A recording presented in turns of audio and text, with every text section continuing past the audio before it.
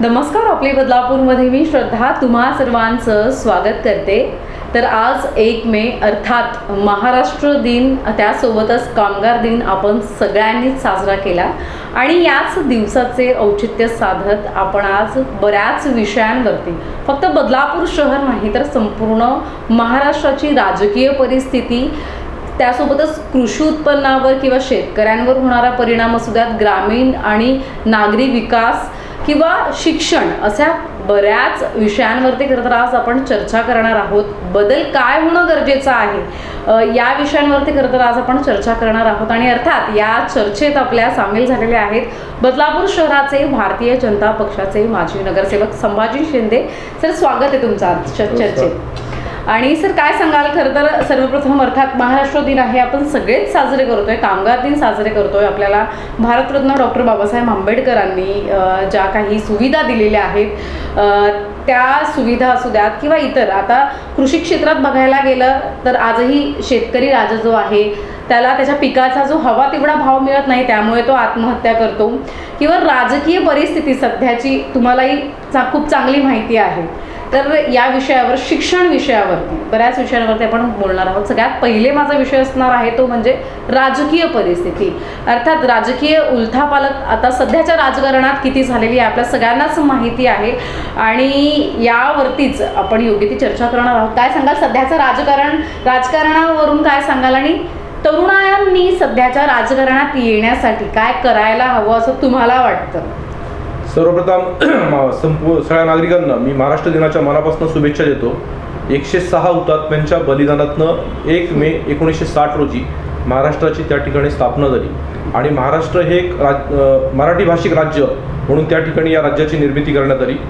बेळगावसारखं काही प्रांत आहे की जो अद्यापही मराठी भाषिक मोठ्या प्रमाणात तिथे राहतात, त्या प्रांताचा या ठिकाणी समावेश केला गेला नाही त्याच्यामध्ये. ही खरी दुर्दैवाची गोष्ट आहे. परंतु त्याच्यामुळे आज या लोकांना त्या ठिकाणी आंदोलनं करावी लागतात. त्या सगळ्या बेळगाववासियांना सुद्धा या ठिकाणी मनापासून महाराष्ट्र दिनाच्या शुभेच्छा देतो आणि पुढील काही दिवसांमध्ये या बेळगावचे मराठी भाषिक पण महाराष्ट्रामध्ये कसे येतील या दृष्टिकोनातून राजकीय प्रयत्न होण्याची जी गरज आहे किंवा सुप्रीम कोर्टामध्ये या बाबतीत निकाल चालू आहे, तर त्या केसचा पण लवकर निकाल लागेल आणि ते लोक सुद्धा महाराष्ट्रामध्ये येतील आणि खऱ्या अर्थानं संपूर्ण मराठी भाषिक राज्य त्यावेळेला निर्माण होईल. कारण 106 हुतात्म्यांनी ज्यावेळेला बलिदान दिलं त्यावेळेला सगळे मराठी भाषिक एकत्र आले पाहिजेत अशी भूमिका घेऊन त्या ठिकाणी आंदोलनं झाली होती आणि त्याच्यामध्ये 106 हुतात्म्यांचा बळी त्या ठिकाणी गेला होता. या सगळ्या हुतात्म्यांच्या बलिदानानंतर महाराष्ट्राची निर्मिती झाली आणि छत्रपती शिवाजी महाराजांचा हा महाराष्ट्र आहे.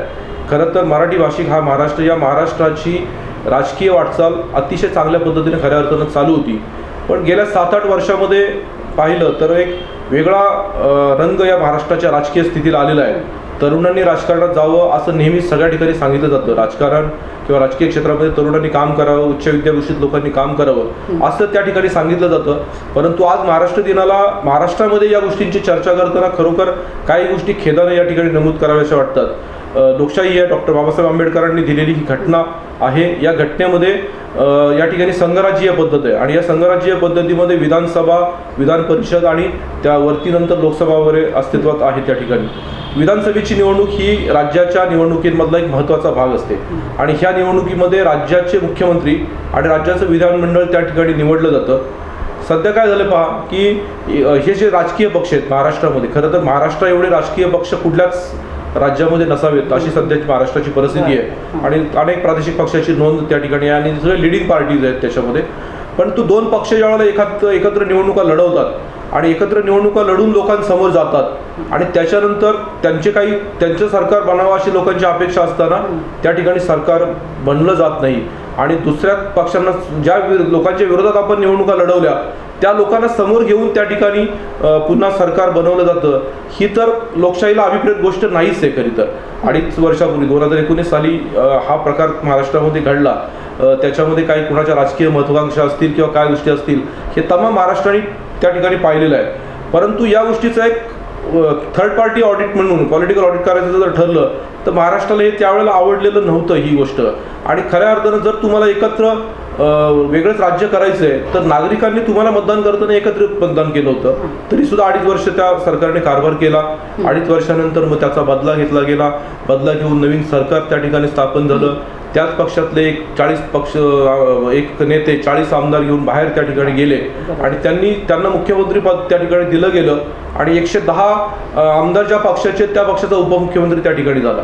महाराष्ट्रातल्या तरुणांनी या सगळ्या गोष्टींकडे म्हणजे 2019 पासूनची घटना असेल ते 2000 आता 22ला जी घटना घडली या 2022ची घटना असेल या सगळ्या गोष्टींकडे कसं पाहावं हा खरं तर एक चिंतेचा विषय आहे. आणि महाराष्ट्रातला तरुण ज्या वेळेला वेगळ्या माध्यमातून या राजकीय क्षेत्रामध्ये यायचा प्रयत्न करतो, स्थानिक स्वराज्य संस्था असतील किंवा पंचायत समिती, जिल्हा परिषद या सगळ्या संस्था असतील, या संस्थांमध्ये सरपंच पदापासनं तर त्या जिल्हा परिषदेचा अध्यक्ष आणि महानगरपालिकेच्या महापौरापर्यंत त्या तरुणाला येण्याची इच्छा राजकारणामध्ये असते. आणि हे सगळं पाहिल्यानंतर त्याला या गोष्टीचा कुठेतरी आता थोडासा वीट आल्यासारखं वाटतो. सध्याचं राजकारण हे सगळं पैशांचं राजकारण झालेलं आहे. विधान परिषदेसारख्या सुद्धा निवडणुकीमध्ये 25-25, 30-30 कोटी रुपये खर्च करावे लागतात. महाराष्ट्रामध्ये आता नुकतीच विधान परिषदेच्या निवडणुका झाल्या. शिक्षक मतदारसंघ, पदवीधर मतदारसंघ, हे मतदारसंघ का निवडले, का तयार केले गेले? बाबासाहेबांच्या घटनेमध्ये या गोष्टी का अपेक्षित असाव्यात? शिक्षकांचा प्रतिनिधी त्या ठिकाणी असावा, पदवीधरांचा प्रतिनिधी त्या ठिकाणी असावा, म्हणजे समाजातले जे उच्च विद्याभूषित वर्ग आहे त्यांचा प्रतिनिधी त्या ठिकाणी असावा. या निवडणुकांमध्ये सुद्धा 25-25, 30-30 कोटी रुपये जर खर्च व्हायला लागले आणि त्या निवडणुका जर त्या ठिकाणी लढवाव्या लागल्या तर सामान्य लोक किंवा सामान्य माणूस हा राजकारणात कसा येईल ही खरी या महाराष्ट्र दिनाच्या दिवशी चिंता करण्याची गोष्ट आहे. समाजामध्ये खऱ्या अर्थानं एक खूप मोठा वर्ग आहे की ज्याला उच्च विद्याभूषित आहे, त्याला राजकीय क्षेत्रामध्ये काहीतरी काम करण्याची इच्छा आहे. परंतु आजकालच्या महाराष्ट्रामध्ये फॅमिली बॅकग्राऊंड, त्याचे वडील राजकारणात आहेत का, नगरसेवकाचा मुलगा नगरसेवक, आमदारांचा मुलगा आमदार, खासदारांचा मुलगा खासदार, ह्या गोष्टी त्या ठिकाणी होतात. आणि या बाबतीमध्ये मोठ्या मोठ्या चर्चा त्या ठिकाणी केल्या जातात की त्यांचं कर्तृत्व आहे, हे आहे, त्या ठीक आहे, त्या गोष्टी असतातच. काही लोक कर्तृत्ववान पण असतात, त्यांना त्या ठिकाणी संधी मिळते. परंतु आज महाराष्ट्राचं जर चित्र पाहायचं झालं ना तर खऱ्या अर्थानं अजूनही महाराष्ट्रामध्ये घराणेशाही नावाचा प्रकार खूप मोठ्या प्रमाणामध्ये आहे. म्हणजे मी नेहमी एखादी गोष्ट सांगतो की पहाटेचा एक शपथविधी महाराष्ट्रामध्ये झाला आणि पहाटेचा शपथविधी झाल्याच्या नंतर एका पक्षाचे राजकीय नेते 15-20 आमदारांना घेऊन गेले. मग त्या ठिकाणी पहाटेचा शपथविधी झाला, परत ते रिव्हर्स आले. ते जे नेते आहेत ते नेते त्या पक्षाच्या राष्ट्रीय अध्यक्षाचे पुतणे होते म्हणून त्यांना परत एकदा बोलवलं गेलं आणि त्यांना उपमुख्यमंत्री पद बहाल केलं गेलं. माझ्यासारखा एक राजकीय कार्यकर्ता, सामान्य कुटुंबातनं राजकीय क्षेत्रामध्ये काम करत असलेला एक कार्यकर्ता, ही गोष्ट तर नेहमी विचार करतो की त्या व्यक्तीच्या जागेवर तर दुसरा कोण व्यक्ती असता तर त्याला परत बोलवलं असता का, ही गोष्ट एक नंबर. आणि गोष्ट परत बोलवल्यानंतर त्याचं पुनर्वसन महाराष्ट्राचा उपमुख्यमंत्री म्हणून केलं गेलं असतं का, ही दुसरी गोष्ट. म्हणजे आज किती जरी ह्या मोठ्या राजकीय घराण्यांनी या गोष्टीच्या गप्पा मारल्या की घराणेशाही नाही आहे, हे नाही, तरी महाराष्ट्रामध्ये मोठ्या प्रमाणामध्ये घराणेशाही आहे. आणि गेल्या 2-3 वर्षामध्ये तर महाराष्ट्रातलं राजकारण हे अतिशय बिघडलेलं आहे. महाराष्ट्र हा खरा तर पु ल देशपांडेंचा महाराष्ट्र, आचार्य अत्रेंचा, यशवंतराव चव्हाणांचा, वसंतदादा पाटलांचा महाराष्ट्र आहे, शाहू फुले आंबेडकरांचा महाराष्ट्र आहे. परंतु तो फक्त बोलण्यापुरता राहिलेला आहे. आणि आता कुणाला बोलण्यामध्ये कंट्रोलिंग नाही आहे, काय बोलावं, धार्मिक भावना हा एक वेगळा पार्ट आहे. पण राजकीय क्षेत्रामध्ये सुद्धा अगदी फडतूस आहे, चीटर आहेत, अशा गोष्टी वरिष्ठ नेते त्या ठिकाणी बोलायला लागले. खालच्या पातळीवर तर या गोष्टी बोलल्या जात होत्या, परंतु आता वरचे म्हणजे मध्ये अगदी राज्याच्या उपमुख्यमंत्र्यांचा उल्लेख केला गेला की फडतूस गृहमंत्री महाराष्ट्राला मिळालेले आहेत. ही खरी तर महाराष्ट्राची संस्कृती पूर्वी नव्हती, कधीच नव्हती, परंतु आता ती संस्कृती खूप वाढायला लागलेली आहे. आणि याचा विचार खरा तर केला पाहिजे. दिल्लीमध्ये नेहमी एक गोष्ट सांगितली जाते की साऊथला लोक राजकीय क्षेत्रामध्ये काम करताना एकमेकांच्या हाडवैरी असतात. महाराष्ट्रामध्ये गेल्या 75 वर्ष झालं स्वातंत्र्य मिळून. या 75 वर्षामध्ये महाराष्ट्राचा एक राजकीय इतिहास असा आहे की महाराष्ट्रामधल्या राजकारणांमध्ये दिल्लीला सामोपचाराची भूमिका असते. पक्षाच्या ठिकाणी असतात, परंतु ते एकत्र काम करतात, काही प्रश्न असतात ते एकत्र मांडतात आणि अतिशय सुसंस्कृत असं वातावरण त्या ठिकाणी असतं. परंतु गेल्या 1 वर्षामध्ये, गेल्या पावणे 3 वर्षामध्ये 2019च्या नंतर महाराष्ट्राचा राजकीय रंग सगळा बदलला आहे. आणि याच्यावर रामदास फुटारेंसारखे जे ज्येष्ठ कवी आहेत त्यांनी अनेक वात्रटिका त्या ठिकाणी केलेल्या आहेत, त्यांनी सांगितलं त्या बाबतीमध्ये. आणि खरं तर आजच्या राजकीय परिस्थितीचा विचार केला तर प्रचंड नाराजी आहे सामान्य लोकांमध्ये आणि तरुणांमध्ये की आम्ही राजकारणामध्ये काय यावं. 3-3 वर्ष झालं महाराष्ट्रातल्या स्थानिक स्वराज्य संस्थांच्या निवडणुका होत नाहीयेत. त्या निवडणुका का होत नाहीत तर ओबीसीच्या कारणास्तव निवडणुका होत नाहीयेत. आणि 93ची घटना दुरुस्ती केली तर काय 5 वर्षांपेक्षा जास्त काळ म्हणजे त्या ठिकाणी लगेच निवडणुका घ्यायला पाहिजेत, प्रशासक जास्त काळ बसला नाही पाहिजे. 3-3 वर्ष काही नगरपालिका, महानगरपालिकांमध्ये प्रशासक आहे. मुंबईसारख्या मोठ्या महानगरपालिकेमध्ये 1 वर्षापासून प्रशासक बसलेले आहेत. म्हणजे हे कुठं चाललंय राजकारण? आपण भारताच्या भारताची लोकशाही प्रगल्भ लोकशाही म्हणून आपण समजतो की भारताची घटना प्रगल्भ आहे, परंतु लोकशाहीचं या सगळ्या लोकांनी विचित्रीकरण करून टाकलेलं आहे आणि त्याच्यामुळे तरुण भविष्यामध्ये या राजकारणामध्ये येण्यासाठी तयार होईल का नाही ही स्थिती आहे. राजकारणापासून त्याला वीट आलेला आहे. दररोज त्या टेलिव्हिजनवरच्या चर्चा, याचा त्याच्यावर आरोप, त्याचा त्याच्यावर आरोप, यांनी त्याला जेलमध्ये टाकायचं, त्यांनी त्याला जेलमध्ये टाकायचं, यांनी त्याला ईडी लावायची, त्यांनी त्याला CBI करायचं. ह्या सगळ्या गोष्टी तर खरं तर अभिप्रेत नाही आहेत. या गोष्टी अभिप्रेत नाही आहेत आणि खरं एक सुसंस्कृत राजकारणाच्या दृष्टिकोनातून महाराष्ट्राची वाटचाल व्हायला पाहिजे. गेल्या 7-8 वर्षामध्ये या सगळ्या गोष्टी महाराष्ट्रामध्ये बिघडलेल्या आहेत. याचं दुःख वाटतं. 2.5 वर्षामध्ये तर जास्तच परिपाक झालाय आणि खऱ्या अर्थानं लोक सत्तेसाठी आणि पदासाठी काही पण करण्याची तयारी या महाराष्ट्रामध्ये व्हायला लागली आहे. ही महाराष्ट्राच्या दृष्टिकोनातून अतिशय धोक्याची घंटा आहे असं माझं या महाराष्ट्र दिनाच्या दिवशी मत आहे. अर्थात सर, तुम्ही आता चर्चेमध्ये एक उल्लेख केला हुकुमशाहीचा. एक सर्वसामान्यांच्या मनातील प्रश्न मला विचारावासा वाटतो या ठिकाणी की लोकप्रतिनिधी असतो तो संपूर्ण शहराची देखरेख किंवा त्याच्या प्रभागाची देखरेख करत असतो, प्रभागाचं काम करत असतो, शहराला पुढे नेण्यासाठी तो प्रयत्नशील असतो. पण बऱ्याचदा होतं काय की जो लोकप्रतिनिधी असतो तो शिक्षित नसतो, काही 4थी फेल नापास असतात, 5वी नापास असतात, त्यांचं हवं तेवढं शिक्षण झालेलं नसतं. बऱ्याचदा तर कॅमेरासमोर आपण मीडियाला काय प्रतिक्रिया द्यावा हेही माहिती नसतं. पण तो व्यक्ती किंवा ती व्यक्ती माझी नगरसेविका, माझी नगरसेवक असतात. हे कितपत योग्य आहे? कारण की मग असं वाटतं बऱ्याचदा तरुणांना की हे राजकीय एखाद्या हुद्द्यावर बसण्यासाठी एखादी परीक्षा होणं गरजेचं आहे. तर बऱ्याच तरुणांच्या मनात असे प्रश्न येतात की परीक्षा मग का नाही घेत सरकार, घ्यायला हव्यात. नाही, अतिशय चांगला मुद्दा आहे खऱ्या अर्थानं की राजकीय क्षेत्रामध्ये नोकरी मिळताना ज्याप्रमाणे आपल्याला शिक्षणाची गरज असते त्याशिवाय नोकरी मिळत नाही. आपली कॅपॅबिलिटी सिद्ध करण्यासाठी आपल्याला शिक्षण घ्यावं लागतं, आपल्याला परीक्षा द्याव्या लागतात. राजकीय क्षेत्रामध्ये प्रवेश करताना या परीक्षांची गरज निश्चितपणे आहे. एक चांगला सुशिक्षित वर्ग जर या ठिकाणी यायचा असेल तर निश्चितपणे एज्युकेशन हा क्रायटेरिया त्याच्यामध्ये पकडलाच गेला पाहिजे. ग्रामपंचायतीचं सदस्य असेल, नगरपालिकेचं सदस्य असेल, महानगरपालिकेचं सदस्य असेल, त्याच्याप्रमाणे आमदार आणि खासदार या लोकांना सुद्धा क्वालिफिकेशन त्या ठिकाणी असण्याची गरज आहे. वसंतदादांचा महाराष्ट्र म्हणून या ठिकाणी सांगितलं जातं. वसंतदादा हे 4थी शिकलेले होते, परंतु वसंतदादा हे 1 कोटीमध्ये एखादे वसंतदादा असू शकतात या राज्यामध्ये. त्यामुळे जेव्हा या एज्युकेशनचा विषय येतो राजकीय क्षेत्रामध्ये प्रवेश करण्याचा, त्यावेळेला वसंतदादांचा उल्लेख करून 4थी शिकलेल्या माणसानं महाराष्ट्राचं मुख्यमंत्रीपद भूषवलं. ही महाराष्ट्रासाठी खूप भूषणावं गोष्ट आहे. परंतु वसंतदादांचा व्यासंग, वसंतदादांचा निस्वार्थीपणा, वसंतदादांचा प्रगल्भपणा या सगळ्या गोष्टी आत्ताच्या नेत्यांमध्ये आहेत का? नाही आहेत. त्याच्यामुळे आत्ता सध्या एज्युकेशन हा क्रायटेरिया 100% पकडला गेला पाहिजे. अगदी प्रत्येक ग्रामपंचायत सदस्यापासून. आणि आजकाल झालं काय की तुम्हाला ते लोक मिळतात त्याप्रमाणे शिक्षणाचा मोठ्या प्रमाणामध्ये प्रसार झाला असल्यामुळे ग्रामीण भागामध्ये पण उच्च शिक्षित लोक आहेत आणि ज्यावेळेला हे उच्च शिक्षित लोक त्या या राजकीय प्रवाहामध्ये येतात ज्यावेळेला ते पाहतात की समोरचे लोक त्यांच्याशी सभागृहात कसे बोलतात, सभागृहामध्ये बोलण्याचं शिक्षण, सभाशास्त्र वगैरे या सगळ्या गोष्टी ते पाहतात, त्यावेळेला त्यांना सुद्धा वाईट वाटतं की अरे मी एवढा शिकलेलो आहे आणि मी या ठिकाणी सभागृहात आल्याच्या नंतर हा समोरचा माणूस काही पण बोलतोय आणि त्याचं त्या ठिकाणी ऐकून घेतलं जातंय, माझं त्या ठिकाणी ऐकून घेतलं जात नाही. सभागृहामध्ये मारामाऱ्यांचे प्रकार होतात. त्यामुळे तुमचा मुद्दा अतिशय बरोबर आहे की महाराष्ट्र दिनी या गोष्टींची चर्चा करताना महाराष्ट्र सरकारने सर्वप्रथम महिलांचं आरक्षण या ठिकाणी आणलं होतं. 33% आरक्षण की जे पूर्वी या स्थानिक स्वराज्य संस्थांमध्ये महिलांचं आरक्षण नव्हतं, ते महिलांचं आरक्षण महाराष्ट्र शासनाने आणलं. 33% नंतर 50% केलं गेलं. आज त्याचे ॲडव्हान्टेज डिसॲडव्हान्टेज या दोन्ही गोष्टी आहेत. परंतु ॲडव्हान्टेज निश्चित चांगले आहेत की अनेक ठिकाणी महिला या मोठ्या प्रमाणामध्ये चांगलं काम करतात. म्हणजे सरपंच असतील, ग्रामपंचायत सदस्य असतील, जिल्हा परिषदेच्या सदस्य असतील, नगरपालिकांचे सदस्य असतील, महानगरपालिकांचे सदस्य किंवा महापौर असतील, या पदावर महिला अतिशय चांगल्या पद्धतीने काम करतात. एक वेगळ्या प्रशिक्षणाची पण गरज आहे. आणि या निमित्तानं दुसरी एक गोष्ट सांगतो की आजकाल काय होतंय की लोकप्रतिनिधीच्या निवडणुका होईपर्यंत लोकप्रतिनिधी निवडून येण्यासाठी खूप इच्छुक असतात. त्यांच्या प्रशिक्षणाचा वर्ग सुद्धा त्या ठिकाणी व्हायला पाहिजे. ज्याप्रमाणे अधिकाऱ्यांचं एक प्रकारे प्रशिक्षण घेतलं जातं, प्रायव्हेट कंपन्या असतात त्यांना सुद्धा काम करताना एक प्रशिक्षण घेतलं जातं. मग लोकप्रतिनिधींचं प्रशिक्षण का घेतलं जात नाही? घ्यायलाच पाहिजे. परंतु होतंय काय की लोकप्रतिनिधींचं पण प्रशिक्षण घेतलं जातं, परंतु त्याचा केवळ दिखावा केला जातो.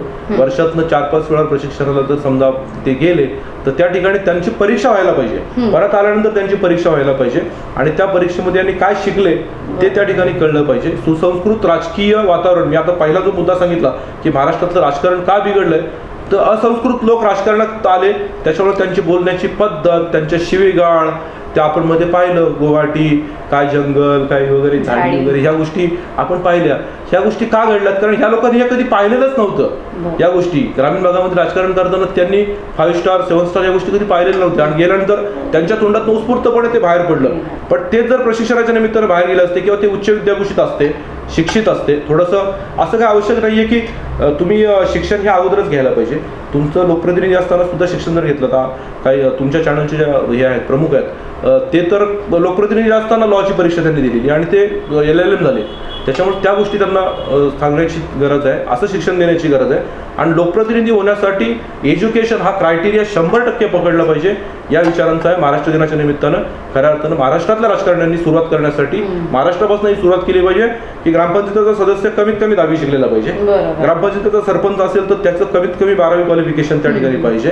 नगरपालिकेचे जे असतील ते काही हे त्यांना पण एक शिक्षणाचा क्रायटेरिया त्या ठिकाणी दिला पाहिजे, महानगरपालिकांना. आणि आमदार खासदारांना सुद्धा शिक्षणाचा क्रायटेरिया दिला पाहिजे. जसं पद तसं शिक्षण म्हणजे महाराष्ट्राच्या विधानसभेमध्ये काय मुद्दे मांडायचे हे जर एखाद्या शिक्षित माणसाला कळालं तर तो चांगले मुद्दे मांडतो. आज तुम्ही महाराष्ट्राच्या विधानसभेत बघा, विधान परिषदेमध्ये बघा की अतिशय चांगली पद्धत आहे, अतिशय चांगले बोलणारे वक्ते आहेत त्या ठिकाणी, चांगले बोलतात की जेणेकरून समोरच्याने त्या गोष्टी ऐकून घ्याव्यात. आता शिक्षकांचा आमदार शिक्षकच पाहिजे या संकल्पनेवर आपल्या मतदारसंघातले आमदार पण निवडून आले.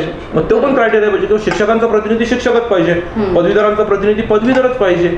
या गोष्टी थोड्याशा तयार झाल्या पाहिजेत. अतिशय महत्त्वाचा मुद्दा आहे. त्याच्यामुळे लोकप्रतिनिधीची निवड होताना शिक्षण हा क्रायटेरिया या नव्या महाराष्ट्रानं निश्चितपणे अंगीकारला. अर्थात आणि शासनाकडून सुद्धा अशा काही पात्रता आहेत त्या सांगण्यात येतात, परंतु बऱ्याचदा होतं काय की खोटे कागदपत्र तयार केले जातात आणि ते सरकारकडे शासनाकडेच दिले जातात आणि मग ती मान्यता मिळते. पण ठीक आहे, आपला तो चर्चेचा भाग नाही आहे, खूप मोठा विषय आहे तो. आपण आपल्या पुढच्या मुद्द्याकडे सर वळूयात. नागरी आणि ग्रामीण हे नागरीकरण आणि शहरीकरण किंवा ग्रामीण जो काही पट्टा आहे, काय फरक तुम्हाला जाणवतो? काय काय सोयीसुविधा वाढणं गरजेचं आहे तुमच्या मते? महाराष्ट्र हा देशातलं सगळ्यात जास्त नागरीकरण झालेलं राज्य आहे म्हणून आपण अभिमानाने आतापर्यंत सांगायचो. आणि खरं ती गोष्ट खरी पण आहे की महाराष्ट्रामध्ये जवळजवळ 40% पेक्षा जास्त नागरीकरण झालेलं आहे. परंतु हे नागरीकरण खरं नागरीकरण झालंय का? की एखादा माणूस शहरामध्ये इमारतींमध्ये राहायला आला, शहरामध्ये राहायला आला म्हणजे नागरीकरण झालंय का? तर आज आपण त्या सगळ्या गोष्टींचे डिसएडव्हान्टेज सुद्धा पाहायला लागलोय. कारण नागरीकरण झालं त्या हिशोबाने प्लॅनिंग झालं नाही, त्या हिशोबाने त्या शहरांचे डेव्हलपमेंट प्लॅन तयार झाले नाहीत, त्यांच्या कंट्रोल रूल्स जे तयार केले त्याच्याप्रमाणे बांधकामं होतात कारण त्याचा अभ्यास केला नाही. त्यामुळे हे सुधारलेलं नागरीकरण महाराष्ट्रामध्ये झालं. ग्रामीण भागातली सगळी जनता हळूहळू ग्रामीण भागामध्ये रोजगार नसल्यामुळे आणि शेतीकडे सरकारचं दुर्लक्ष, आपण तो शेतीचा विषय पण घेणार आहोत, शेतीकडे दुर्लक्ष झाल्यामुळे शेतीतला जो माणूस आहे तो जवळच्या शहरात राहायला आला. आता आपलं शहर बदलापूर उदाहरण घ्या, सराउंडिंगची गावं ओस पडली आहेत. त्या गावांची पूर्वी 1000 लोकसंख्या असेल तर आज 300-350 लोक त्या ठिकाणी राहतात. स्थलांतर फार मोठ्या प्रमाणामध्ये होतंय. कोकणातनं फार मोठा वर्ग मुंबईमध्ये आला, पुण्यामध्ये आला आणि कोकणाची खेडीच्या खेडी त्या ठिकाणी ओस पडली. मग हे नागरीकरण आपल्याला अपेक्षित आहे का? आणि या शहरांमध्ये तरी ही स्मार्ट शहरं आहेत का? अत्याधुनिक सुविधा या शहरांमध्ये आहेत का? या ठिकाणी फक्त इमारती वाढल्या, अनधिकृत बंगले वाढले, अनधिकृत घरं वाढली, झोपडपट्ट्या वाढल्या आणि त्याच्यामध्ये ही ग्रामीण जनता शहरामध्ये एका ठिकाणी आली आणि कॉम्प्रेस झाली. म्हणजे एक पॅरिस नावाचं शहर आहे या जगामध्ये, फ्रान्समध्ये. तर त्या पॅरिसचं ज्या वेळेला नागरीकरण झालं किंवा विस्तारीकरण झालं त्यावेळेला त्याने बाहेरनं ती लोक आणली तर त्यांना पहिले त्या ठिकाणी रोजगारांची निर्मिती केली गेली, त्यांच्यासाठी घरं बसवली गेली. तिथली वाहतूक व्यवस्था, तिथली पाण्याची व्यवस्था, या सगळ्या गोष्टी त्यांना पुरेशा आहेत का याची व्यवस्था त्या ठिकाणी केली गेली. त्याच्यामुळे युरोपातली जी काही शहरं वाढलीत, जर्मनी असेल, फ्रान्स असेल, इंग्लंड असेल, ही जी प्रगत राष्ट्र आपण संबोधतो या राष्ट्रांमध्ये नागरीकरण झालं तर तिथली लोक इकडे येताना तिथली व्यवस्था पहिली केली गेली आणि हिथली पहिली व्यवस्था केली गेली, या नागरी भागातली केली गेली. महाराष्ट्रामध्ये तसं काही घडलं नाही.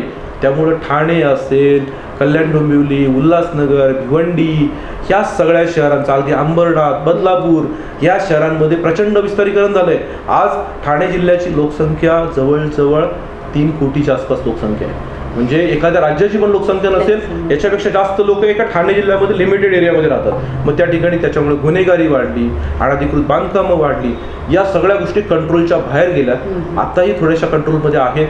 अनधिकृत बांधकामं प्रचंड प्रमाणावर चालू आहेत. एका साईडला प्रचंड अधिकृत बांधकामं केली जातात, दुसऱ्या बाजूला अनधिकृत बांधकामं केली जातात. अधिकृत बांधकामावर केल्याने काही पाप केलंय का? पण त्याच्याकडे दुर्लक्ष केलं जातं. इमारतीच्या इमारती उभ्या राहतात. पण हे नागरीकरण खरं नागरीकरण आहे का? हा त्याच्यासाठी महत्त्वाचा मुद्दा आहे. आणि पहिली गोष्ट म्हणजे आपला भारत देश हा एक फार मोठा देश आहे. याच्यामध्ये नागरी भागामध्ये शेती हा एक महत्त्वाचा व्यवसाय. आज भारतातले 140 कोटी लोकांपैकी 60 ते 70 कोटी लोकांपेक्षा जास्त लोकांचं जीवन हे पूर्णपणे शेतीवर अवलंबून आहे. मग आपण ग्रामीण भागातला माणूस, शेतीमधला माणूस उचलून शहरामध्ये घेऊन येतो आणि परत ग्रामीण भागामध्ये जाताना काय होतं, तिथलं औद्योगिकरण करण्याचा आपण विचार करतो. तिथलं औद्योगिकरण करताना परत बारसू सारखे प्रकल्प किंवा आता नाणार सारखे प्रकल्प बाहेरून जे यायची इच्छा आहे त्या प्रकल्पांना मग विरोध केला जातो. म्हणजे तुम्हाला त्या ग्रामीण भागातल्या लोकांना बाहेर पण आणायचं आहे आणि तिथलं औद्योगिकरण पण होऊन द्यायचं नाहीये. म्हणजे या एक राजकीय पक्ष सत्तेमध्ये असताना त्या प्रकल्पाला सपोर्ट करतो, पत्र लिहितो आणि सत्तेतनं बाहेर पडल्यानंतर त्याचा विरोध करतो. नाणार सारखा प्रकल्प मागच्या सत्तेमध्ये म्हणजे जगातली सगळ्यात मोठी इन्व्हेस्टमेंट महाराष्ट्रामध्ये येणार होती, पण ती इन्व्हेस्टमेंट मागच्या सत्तेमध्ये नाणार कधीच नाही येऊन देणार अशा घोषणा म्हणजे मग जुळलं जातं. आणि आता नाणार गेलं, मग नानारच्या ऐवजी मागच्या सरकारमध्ये ते घालवलं. तुम्हाला माहिती आहे कुठल्या 2 पक्षांचं सरकार होतं, त्या 2 पक्षांच्या सरकारमध्ये एका पक्षाने प्रेस्टिज केलं आणि ते नाणार घालवलं, नाणार गेलं. नानारच्या ऐवजी ऑप्शन म्हणून ते त्याच पक्षाचं सरकार आल्यानंतर त्यांनी बारसूचं ऑप्शन दिलं. बारसू आज या ठिकाणी महाराष्ट्रामध्ये येतोय, परंतु परत एकदा तिथल्या स्थानिकांना चिथावणी देऊन किंवा त्यांना त्यांची भूमिका घेऊन कोकणचा कशी वाट लागणार आहे हे वागणार आहे या समजून आता बारसूला पण त्या ठिकाणी विरोध केला जातोय. अशा पद्धतीचं जर नागरीकरण आणि ग्रामीण भागातलं जर डेव्हलपमेंट होत असेल तर महाराष्ट्राचं काही खरं नाही. आणि ग्रामीण भागामधला बिचारा माणूस ग्रामीण भागामध्ये अतिशय वाईट अवस्थेमध्ये राहतोय. इथलं जर तुम्ही ह्या एक निर्देशांक पाहिला म्हणजे हॅपीनेस इंडेक्स जर पाहिला तर ग्रामीण भागातला हॅपीनेस इंडेक्स अतिशय महाराष्ट्रातल्या काही जिल्ह्यांचं आता मध्ये लोकसत्तामध्ये एक खूप चांगलं आर्टिकल्स त्या ठिकाणी येत होतं की त्याचं संपूर्ण निर्देशांकाचं विश्लेषण होत होतं. त्या जिल्ह्यांमध्ये काय गोष्टींची कमी आहे ते त्या ठिकाणी सांगितलं जात होतं. तसा प्रकार होतोय. महाराष्ट्रातले काही जिल्हे अतिशय दुर्गम आहेत, त्यांच्याकडे कोणा लक्ष द्यायला वेळ नाही. स्वातंत्र्याच्या 75 वर्षानंतर पण आपण शहरी पट्ट्यामध्ये पण पाण्याची व्यवस्था नाही करू शकलो आणि शहरी पट्ट्यापासून 50 किलोमीटर तर काय पाण्याची अवस्था असेल ही तर न बोललेली बरी. परंतु एक फार चांगलं चित्र त्या ठिकाणी रंगवलं जातं. महाराष्ट्राचा विकास होतोय, महाराष्ट्र पुढे जातोय. अजिबात तशी वस्तुस्थिती जागेवर नाहीये. निगेटिव्ह बोलण्याची परिस्थिती नाहीये, पॉझिटिव्ह गोष्टी पण खूप मोठ्या प्रमाणात होतात. परंतु या अशा प्रकल्पांना विरोध करणं आणि हा प्रकल्प त्या राज्यात जाणं, शेजारच्या गुजरात राज्यात जाणं, मध्य प्रदेशात जाणं, कर्नाटकात जाणं, तेलंगणामध्ये जाणं, आंध्र प्रदेशमध्ये जाणं, ह्या गोष्टींचा अभ्यास महाराष्ट्रातले राजकारणी आता करत नाहीये. पूर्वी एक असं राजकारण असतं ते सगळे राजकीय पक्ष एकत्र यायचे, एखादा प्रकल्प महाराष्ट्रामध्ये येत असेल तर त्या प्रकल्पाला सपोर्ट करायचे. आता महाराष्ट्रामध्ये एकामध्ये फार मोठ्या उद्योगपतीने एक चांगली इंटरव्ह्यू दिली होती एका नॅशनल चॅनलला आणि त्या चॅनलमध्ये सांगितलं की आम्ही महाराष्ट्रामध्ये का यायला इच्छुक नाही म्हणे. तर महाराष्ट्रामध्ये एवढे प्रादेशिक पक्ष आहेत की या पक्षाने सपोर्ट केला की तो पक्ष विरोध करतो, त्या पक्षाचा विरोध करतो. आम्ही सगळ्यांना मॅनेज करणं आमच्या दृष्टिकोनातून शक्य नाही. म्हणून महाराष्ट्रातले बरेचसे उद्योग हे गुजरातला गेले. त्याच्या मागचे राजकीय कारण काय तर तिथले भूमाफिया, तिथली बांधकाम माफिया, हे सगळी लॉबी आणि ही सगळी राजकीय क्षेत्रामध्ये हे झालेली आहे, त्यांचं अस्तित्व आहे, विस्तारलेली आहे आणि मग ते विरोध करतात. असे प्रकल्प महाराष्ट्रामध्ये येत नाहीत. आता याच्यासारखा तळेगावचा जो प्रकल्प येणार होता मध्ये तो प्रकल्प गुजरातला गेला. काही प्रकल्प महाराष्ट्रातनं कर्नाटकमध्ये गेले. काही दिसत नाहीयेत. महाराष्ट्रामध्ये महानंदा डेअरी सारखं एक फार मोठी डेअरी महाराष्ट्रामध्ये होती की अमूल डेअरीच्या 10 पट ॲसेट त्यांच्याकडे त्या ठिकाणी होते. 10 पट ज्यावेळेला ही महानंदा डेअरी होती आणि अमूल डेअरी होती, अमूल डेअरीची स्थापना झाली त्यावेळेला त्यांच्याकडे 10 पट ॲसेट होते, 10 पट कर्मचारी होते, 10 पट त्यांचा टर्नओव्हर होता. आज महानंदा डेअरीची वाट लागली, अमूल डेअरी महाराष्ट्रामध्ये आली. अमूल डेअरी मूळ कुठली आहे? गुजरातची आहे. कर्नाटकमध्ये नंदिनी नावाची शासनाची डेअरी आहे. अमूल डेअरी तिथे एंट्री सुद्धा करू शकत नाही. तिथल्या लोकांना नंदिनीचं दूध त्या ठिकाणी वापरलं जातं आणि साऊथला ती डेअरी फॉर्मला आहे. महानंदा डेअरी कामातलं गेली. आज त्या महानंदा डेअरीची मुंबईतल्या वरळीसारख्या पट्ट्यामध्ये शेकडो एकर जमीन आहे. या जमिनीवर डोळा ठेवून त्या महानंदा डेअरीची वाट लावली गेली. महाराष्ट्र हा देशातलं सगळ्यात जास्त दूध उत्पादन करणारं राज्य आहे, पण त्या राज्याला आज बाहेरनं दूध आणायला लागतंय. अमूलचं दूध, महाराष्ट्रातला दूध उत्पादक अमूलला दूध देतो, महाराष्ट्रातला दूध उत्पादक आहेत नंदिनीला दूध देतो. महाराष्ट्रामध्ये गोकुळ सारखे मोठ्या मोठ्या डेअरी आहेत, पण नाही. महाराष्ट्रामध्ये मदर डेअरी, तुमची अमूल डेअरी आणि नंदिनी यासारख्या डेअऱ्या येऊन महाराष्ट्रावर अतिक्रमण केलं आहे. याला पूर्णपणे इथले राजकारणी आणि प्रशासकीय अधिकारी जो होतात यांच्या सगळ्या युतीने या महाराष्ट्रातल्या सगळ्या संस्था आहेत यांची वाट लागली आहे. त्याच्यामुळे शहरी भागामध्ये राहणारा नागरिक आणि ग्रामीण भागामध्ये राहणारा नागरिक याच्यामध्ये प्रचंड मोठी दरी तयार झालेली आहे. हळूहळू महाराष्ट्राचं काही दिवसांनी तुम्ही 2050 सालापर्यंत महाराष्ट्राचं 70% नागरीकरण झालेलं असेल, पण ते सगळं सुजलेलं असेल. एकही शहरामध्ये अतिक्रमणावर कारवाई केली जात नाही, एकाही शहरामध्ये बांधकामाकडे लक्ष दिलं जात नाही. आणि 2050चा महाराष्ट्र म्हणजे आपण त्या ठिकाणी सांगतो की अजून काही दिवसांनी 10 वर्षांनी महाराष्ट्राच्या स्थापनेला 75 वर्ष पूर्ण होतील. तर मी कधी कधी या गोष्टींची कल्पना करतो की 75व्या वर्षी महाराष्ट्राची परिस्थिती काय असेल. तर एखाद्या गल्लीत जायचं असेल तर सायकल जाऊ शकेल फक्त, अशी परिस्थिती महाराष्ट्रामध्ये तयार होईल. एका साईडला आपण समृद्धी महामार्ग बांधतो, मुंबई पुणे एक्सप्रेसवे बांधतो, पण त्याच वेळेला ह्या नागरीकरण झालेल्या महाराष्ट्राचं आपण स्थलांतर का थांबवत नाही. आज बारसू सारखा प्रकल्प झाला तर 1 लाख लोकांना तिथे रोजगार मिळेल. कोकणातला माणूस जो मुंबईत येतो त्याचं स्थलांतर तिथे बंद होईल. त्याच्याशी रिलेटेड असणारं जे काम आहे ते सगळं तिथे होईल. त्या 1 लाख लोकांबरोबर बाकीच्या 5 लाख लोकांना रोजगार मिळतील. त्याच्या निमित्तानं पर्यटनाला सुद्धा लोक जातील. कोकण हा पर्यटनाच्या बाबतीमध्ये काय काम केलं आपण गेल्या आज 50 वर्ष महाराष्ट्राच्या स्थापनेला समजा व्हायच्या पुढे गेली. 75 वर्षाकडे आपण वाटचाल करतोय. आपण कोकणाचा कॅलिफोर्निया करणार एक कोकण हायवे आपल्याला करता येत नाही. गेली 10 वर्ष त्याचं काम त्या ठिकाणी चालू आहे. मग या सगळ्या गोष्टींची या महाराष्ट्र दिनाच्या दिवशी खऱ्या अर्थानं फार मोठी चर्चा व्हायला पाहिजे. एका कोकणातल्या व्यक्तीला रिट पिटिशन करावी लागते ह्या मुंबई गोवा हायवेसाठी.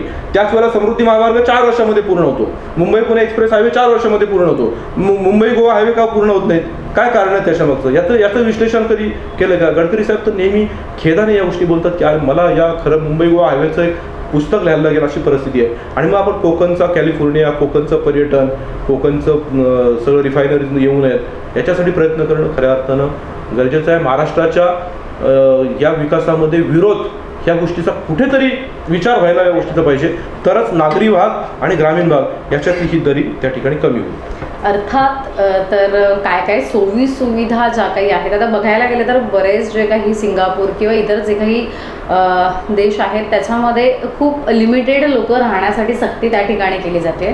परंतु आपला भारत देश असा आहे की तिथे काही लिमिट नाही आहे आणि त्यामुळे जे काही नागरीकरण किंवा लोकसंख्या जी आहे ती मोठ्या प्रमाणात वाढत चाललेली आपल्याला पाहायला मिळते आणि त्या मानाने सोयीसुविधा ज्या काही आहेत नागरिकांना तेवढ्या मोठ्या प्रमाणात मिळत नाही आहेत. तर अर्थात नागरीकरण आणि ग्रामीण पट्टा जो आहे त्यामध्ये काय दरी आहे ही आपण जाणून घेतलेली आहे. एक महत्त्वाचा मुद्दा आहे जो आपल्या चर्चेत आला सुद्धा की कृषी. आज सुद्धा शेतकरी राजा आत्महत्या करतो का? तर त्याच्या पिकाचा हवा तेवढा भाव त्याला मिळत नाही त्यामुळे. आणि बऱ्याच आत्ताची जी काही सरकार आली आहे या आलेल्या सरकारने नवीन सरकार जे आहे भाजपा आणि शिंदे गट, तर त्यांनी बऱ्याच योजना आणलेल्या आहेत शेतकरी राजासाठी. पोहोचतायत का त्या योजना, काय वाटतं? कारण की बऱ्याच या आधी सुद्धा योजना सरकारने आणल्या परंतु बघायला गेलं तर लाभ मिळत नव्हता. आत्ताची काय परिस्थिती आहे सर? शेती या विषयावर जर चर्चा करायची झाली ना तर खूप मोठी चर्चा त्या ठिकाणी होऊ शकते. आज आपण महाराष्ट्राचे म्हणजे 50 वर्ष होऊन 75 वर्षाकडे वाटचाल त्या ठिकाणी करतोय. शेती हा महाराष्ट्रातल्या लोकांचा खरा मूळ व्यवसाय आहे. 60% पेक्षा जास्त लोक महाराष्ट्रामध्ये शेती करतात. महाराष्ट्रामधली ऊस कारखानदारी सगळ्यात मोठी आहे. महाराष्ट्रामध्ये कापसाचं उत्पन्न मोठ्या प्रमाणामध्ये होतं म्हणजे नगदी पिकं होतात. महाराष्ट्रामध्ये देशातली सगळ्यात जास्त धरणं आहेत म्हणजे पाणी पुरवठा महाराष्ट्रामध्ये सगळ्यात जास्त आहे. एवढं करून सुद्धा आज महाराष्ट्र शेतीच्या बाबतीमध्ये पाठीमागे आहे. गेल्या 20, 25, 30 वर्षांमध्ये जलसंधारणाच्या बाबतीमध्ये जे काम व्हायला महाराष्ट्रामध्ये पाहिलं. महाराष्ट्रामध्ये प्रचंड पाऊस पडतो म्हणजे कोकण पट्टा आहे, विदर्भ पट्टा आहे. या पट्ट्यामध्ये मराठवाडा असेल, पश्चिम महाराष्ट्र असेल, मराठवाड्यात थोडा कमी पाऊस पडतो परंतु बाकीच्या सगळ्या पट्ट्यामध्ये प्रचंड पाऊस पडतो. काही काळात मराठवाड्यामध्ये पण महापूर येतो. परंतु या सगळ्या पाण्याचं नियोजन करण्याची कुठलीही यंत्रणा शासनाकडे प्रॉपर उपलब्ध नाही आहे. 25 वर्ष महाराष्ट्राचं जलसंधारणाचा विचार केला तर मध्ये एका मुख्यमंत्र्यांनी सांगितलं होतं की 1% फक्त जलसंधारण त्या ठिकाणी झालं आणि ते वस्तुस्थिती त्यांनी मांडली होती आणि त्यांनी वस्तुस्थिती मांडली म्हणून त्यांच्यावर टीका केली गेली आणि मग त्यांना लकवा आलेला मुख्यमंत्री वगैरे असं संबोधलं त्या ठिकाणी गेलं. म्हणजे किती तो माणूस खूप प्रामाणिकपणे त्याने हा मुद्दे मांडले होते परंतु त्याला खूप त्या ठिकाणी डिवचलं गेलं. महाराष्ट्राच्या कृषी विभागाचा विचार करायचा असेल तर आजही महाराष्ट्रामधला पश्चिम महाराष्ट्र असेल, खानदेश असेल, मराठवाडा असेल, कोकण असेल, विदर्भ असेल या पट्ट्याचं प्रत्येक पट्ट्याचं एक वैशिष्ट्य आहे. कोकणामध्ये गेला तर फार मोठ्या प्रमाणे आंब्याचं उत्पादन त्या ठिकाणी होतं, भाताचं उत्पादन त्या ठिकाणी होतं. पश्चिम महाराष्ट्रामध्ये ऊसाचं उत्पन्न फार मोठ्या प्रमाणात होतं, खानदेशात कापसाचं उत्पन्न होतं, विदर्भामध्ये कापसाचं धानाचं उत्पन्न होतं. या सगळ्या गोष्टींचा विचार केला तर शेतकऱ्यांना योग्य नाही मिळतो गाव. खरा कृषी बळीराजा हा महाराष्ट्राच्या औद्योगिक जीडीपीतला सगळ्यात मोठा पार्ट आहे. आता उद्योगीकरण दाखवून त्या ठिकाणी जीडीपी मोठा दाखवला जातो परंतु या शेतकऱ्याला काय सवलती दिल्या जातात? एखादा उद्योग महाराष्ट्रामध्ये यायचा असेल तर त्याला हजारो कोटी रुपयांच्या सवलती दिल्या जातात.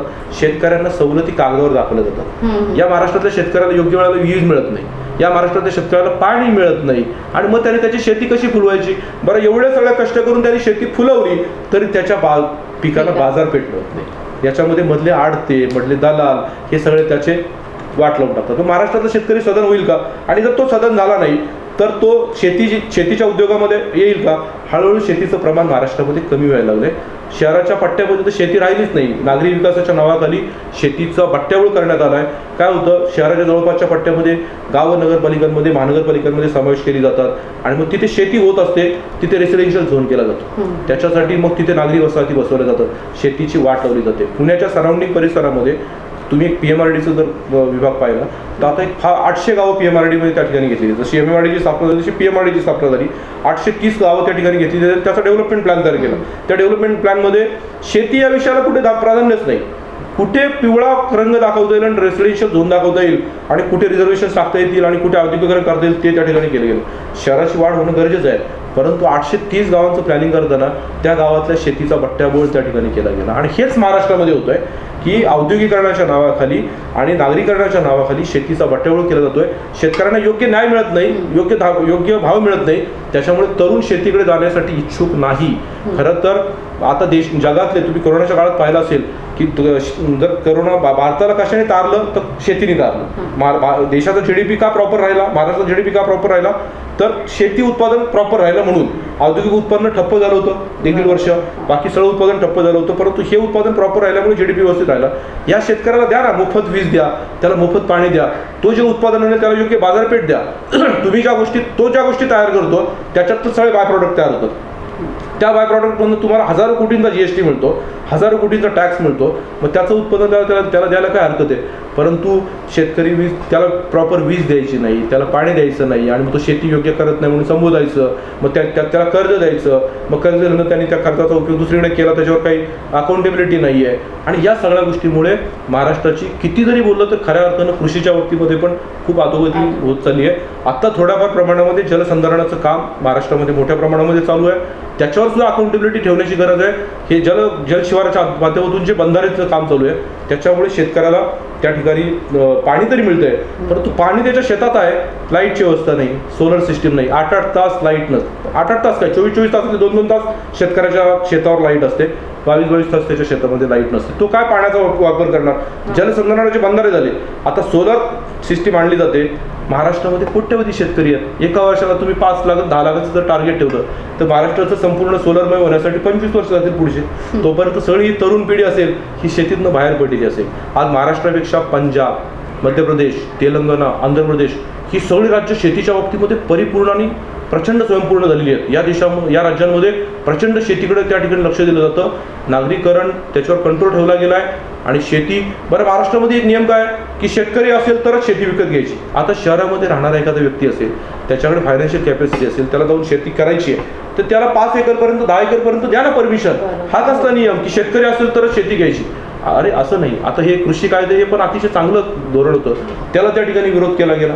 APMC मध्ये शेतकऱ्यांना प्रतिनिधित्व दिलं गेलं होतं, ते मागच्या सरकारने काढून टाकलं. आता या सरकारने परत देण्याचा प्रयत्न केला. म्हणजे त्याला एका बाजूने बळीराजा असं राजा म्हणून त्याला संबोधायचं, पण त्याला सुविधा शिपायाच्या पण द्यायच्या नाहीत, अशी महाराष्ट्राची सध्या परिस्थिती आहे. आणि या महाराष्ट्र दिनाच्या निमित्तानं तमाम राज्यकर्त्यांनी याच्यावर खऱ्या अर्थाने विचार करण्याची गरज आहे. आपल्याला कोरोनाच्या कालावधीमध्ये ज्याने खायला घातलं त्या शेतकऱ्याच्या बाबतीमध्ये तरी आपण लॉयल राहणं गरजेचं आहे. आणि त्याला सगळ्या सुविधा, त्याला पाणी आणि लाईट ह्या दोन तर व्यवस्था मोफतच द्यायला पाहिजे. हजारो कोटी रुपयांच्या विजेची चोरी शहरी पट्ट्यामध्ये औद्योगिकरणाच्या माध्यमातून केली जाते. या शेतकऱ्याला किती वीज लागते हो? आता दिल्ली राज्यामध्ये शेतीला वीज फुकट देत आहेत, तेलंगणामध्ये फुकट देत आहेत, पंजाब सारख्या राज्यामध्ये पण आता जे सरकार आहे त्यांनी तिथं वीज फुकट द्यायचं कबूल केलं. महाराष्ट्राने सुद्धा वीज फुकट द्यायला पाहिजे. त्याचा वापर योग्य होतो का, शेतीसाठी होतो का, त्याचा उपयोग त्यांनी त्याप्रमाणे करतोय का, त्याच्यावर अकाउंटेबिलिटी ठेवायला पाहिजे. हे तेवढंच खरं आहे. परंतु या शेतकऱ्याला जगवण्यासाठी खऱ्या अर्थानं या महाराष्ट्र दिनाच्या निमित्तानं त्याला सगळ्या सुविधा जागेवर द्यायला पाहिजे. त्याला कुठल्या परमिशन्स लागतील, काय लागतील, त्याला त्या ठिकाणी अगदी चांगला वे त्या ठिकाणी त्याला द्यायला पाहिजे. तरच महाराष्ट्रातली शेती वाढेल. नाही तर 75 वर्ष पूर्ण होईपर्यंत महाराष्ट्रातली शेती हळूहळू संपलेली असेल अशी परिस्थिती आहे.